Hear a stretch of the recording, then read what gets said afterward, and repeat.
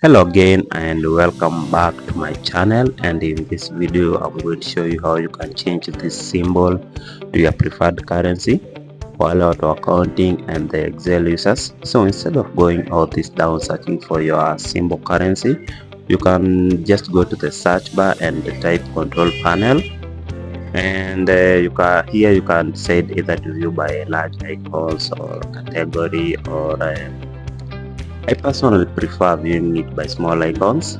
So in here, let's go all the way to region. Make sure you are in format, then click additional settings, click currency. Here type your preferred symbol, then click apply. Okay, apply again. Okay, and now let's go back to the Excel and click at our symbol, and it's our symbol currency. It's on the top, and it's easier. So guys, thank you for watching. Please subscribe.